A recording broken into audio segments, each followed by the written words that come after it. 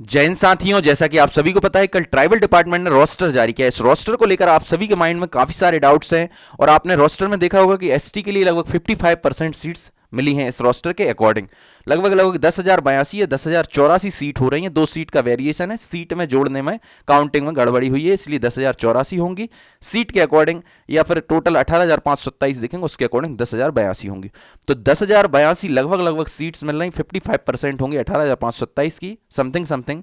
तो इससे हमारे सभी शिक्षक साथी जो काफ़ी समय से उम्मीद लगाए बैठे थे कि 18,527 के अंदर उनका नाम आने वाला है, तो वो सेफ रैंक से बाहर हो गए।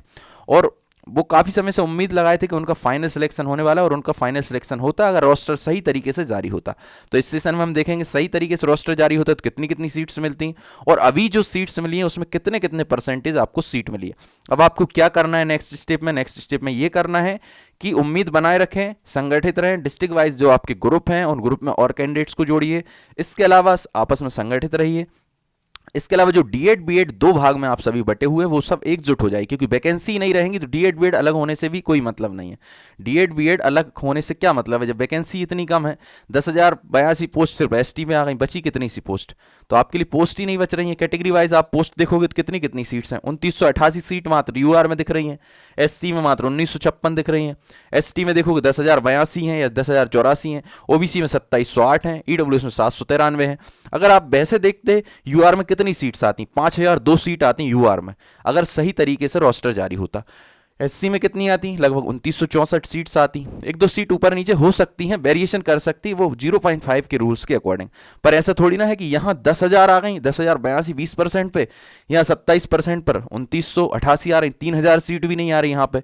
तो ये कौन सा रोस्टर है। इसके अलावा आप एसटी में देखते तो 3,705 सीट आना चाहिए था, यहाँ हो गई 10,082, लगभग लगभग मतलब समथिंग समथिंग 3 गुना मान लीजिए या 2.5 गुना सीट यहाँ पर प्राप्त हो गई।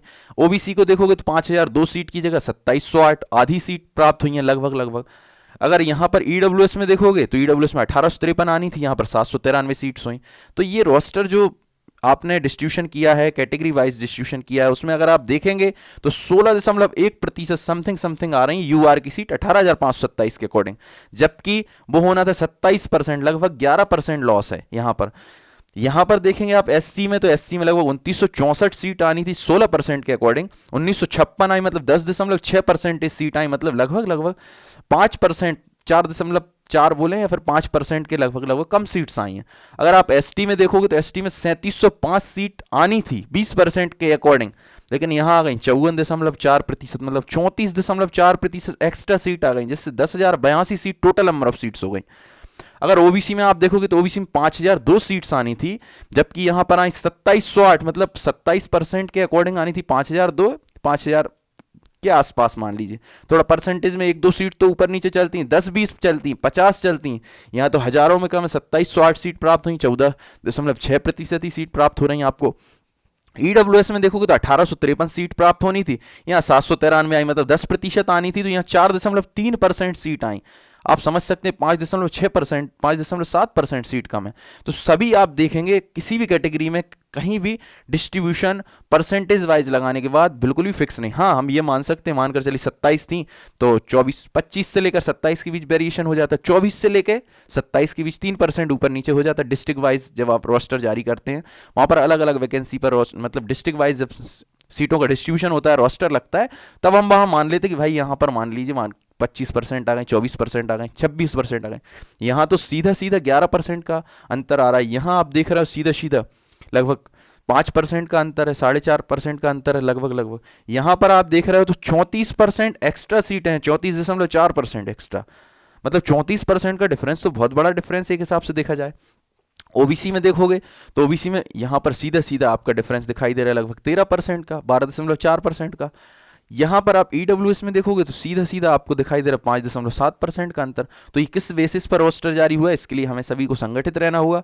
डिस्ट्रिक्ट वाइज आपके ग्रुप हैं और कैंडिडेट्स को जोड़िए, और आरटीआई जरूर लगाइए। आरटीआई के तहत आपको सारी जानकारी मिलेगी, रोस्टर से रिलेटेड भी जानकारी मिलेगी, किस बेसिस पर उन्होंने रोस्टर जारी किया। इसके अलावा डिस्ट्रिक्ट वाइज भी आप आरटीआई लगा सकते हैं। इस डिस्ट्रिक्ट में एसटी की ही सीट क्यों निकली, ओबीसी क्यों निकली, ओबीसी क्यों नहीं निकली, एससी की क्यों नहीं निकली, ईडब्ल्यूएस की क्यों नहीं निकली, और यूआर में सीट ही क्यों नहीं बची। ये सारी चीज़ें, क्योंकि यूआर में तो बचना चाहिए, क्योंकि रोस्टर लगने के बाद जो सीट बचती हैं वो बचती हैं यूआर में। जब यूआर में सीट ही नहीं मिल रही किसी डिस्ट्रिक्ट में, किसी डिस्ट्रिक्ट में, इसका मतलब रोस्टर किस बेस पर आपने जारी किया है। तो आप इसके लिए आरटीआई लगाइए, संगठित रहिए। बीएड डीएड के जो दो संगठन हैं, दो भाग में बटे हुए, उनको इकट्ठे करिए, ताकि आप सभी संगठित होकर या तो पद वृद्धि करा सकेंगे या फिर इसी वैकेंसी में सही तरीके से रोस्टर जारी करा सकें। इसी में अगर सही तरीके से रोस्टर जारी हो जाएगा तो जो आपकी सेफ रैंक थी, जो आपका कट ऑफ जाना था, वही कट ऑफ जाता। अब कट ऑफ से रिलेटेड बहुत सारे हमारे कैंडिडेट्स हैं जो बहुत सारे कमेंट्स कर रहे हैं, सर कट ऑफ लेकर आइए। तो कट ऑफ इस वैकेंसी पर किस बेसिस पर लेकर आए? कट ऑफ तो मैं बना दूंगा, मेरे पास रैंक भी हैं कि 2988 तक कितनी रैंक तक सिलेक्शन होने वाला है, 1956 एससी में तो कितनी तक, मैं कट ऑफ तो मेरा रेडी है, कट ऑफ बनाने में मुझे प्रॉब्लम नहीं। पर इतने से कैंडिडेट्स के लिए मैं कट ऑफ बनाने के बाद ये 5000 कैंडिडेट्स का लॉस नहीं देखेंगे क्या अपन? ये 2964 कैंडिडेट्स का लॉस नहीं देखेंगे, यहाँ पर 5000 कैंडिडेट का लॉस है, 1853 कैंडिडेट का लॉस है। कट ऑफ तो कभी भी बना देंगे अपन, कट ऑफ बनाने से क्या होगा? इतने सारे जो कैंडिडेट्स थे वो सारे उम्मीद लगाए बैठे थे, उन सारे कैंडिडेट्स के, हमारे शिक्षक साथियों की सारी उम्मीदों पर पानी फिर चुका है। तो आप सभी संगठित रहें, कट ऑफ वगैरह तो बनता रहेगा, कोई दिक्कत नहीं। जब आप बोलेंगे ज़्यादा से ज़्यादा कमेंट करेंगे, आज ही ले आएंगे कट ऑफ, कल भी ला सकते हैं, कभी भी कट ऑफ आ सकता है। कट ऑफ बना हुआ रखा है, हर कैटेगरी का कट ऑफ रेडी है। उसके अलावा हमने सीटों का डिस्ट्रीब्यूशन भी रेडी कर लिया है कि आपकी कैटेगरी में कितनी कितनी सीट्स हैं डीपीआई ट्राइबल में। तो हम जल्द ही इसको लेकर आने वाले हैं नेक्स्ट सेशन में, या फिर कल भी ला सकते हैं, आज भी ला सकते हैं। ये मतलब गेस्ट फैकल्टी में टोटल 4648 सीट है, उसमें ओपन में कितनी, फीमेल में कितनी, ये हम जल्दी ये सेशन भी लेकर आने वाले हैं। तो पहले मेन मुद्दा हमारा ये है कि हमारा सीटों का डिस्ट्रीब्यूशन सही तरीके से हो, कैटेगरी वाइज सही से डिस्ट्रीब्यूट हो सीट्स।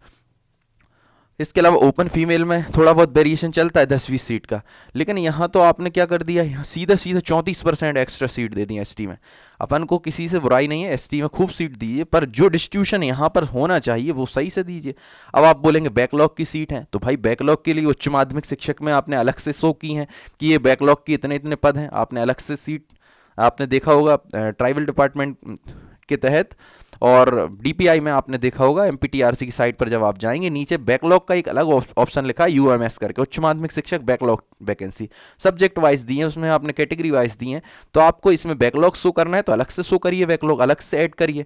ये तो मेन वैकेंसी थी ना अपनी, मेन वैकेंसी 18,527, या फिर आप शुरू से बताते कि भाई इतनी वैकेंसीज बैकलॉग हैं या फिर इतनी एसटी के लिए हैं इस डिपार्टमेंट में, ट्राइबल डिपार्टमेंट में। तो ये सारी चीज़ें शुरू से क्लियर होती तो सारे हमारे कैंडिडेट शिक्षक साथी इतनी ज़्यादा उम्मीद नहीं लगाते। अभी वो सेफ जोन में थे, सेफ रैंक में थे, वो बिल्कुल फ्री माइंडेड थे कि हाँ हमारा सिलेक्शन हो रहा है, और होता बिल्कुल सिलेक्शन अगर सही से रोस्टर जारी होता। तो सबसे पहले संगठित रहिए, डीएड बीएड को इकट्ठा करिए, सब लोग संगठित होकर पद वृद्धि की मांग कर सकते हैं आप, या तो पद वृद्धि हो जाए ताकि आप सेफ रैंक में जाएं, या फिर क्या हो जाए, इसी को रोस्टर को सही तरीके से जारी हो जाए। तो आई होप कि आप सभी संगठित जरूर होंगे।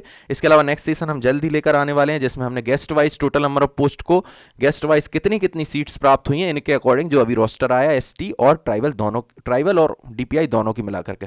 गेस्ट में 4648 सीट है, इसमें ओपन फीमेल में कितनी कितनी सीट्स होंगी, ओबीसी में कितनी, एससी में कितनी, ओबीसी में कितनी, ईडब्ल्यूएस में कितनी। नॉन गेस्ट में जो टोटल नंबर ऑफ पोस्ट प्राप्त हो रही 13,881, उसमें UR SC ST OBC EWS को कितनी कितनी सीट्स प्राप्त हुई और उसमें ओपन और फीमेल में कितनी कितनी हुई।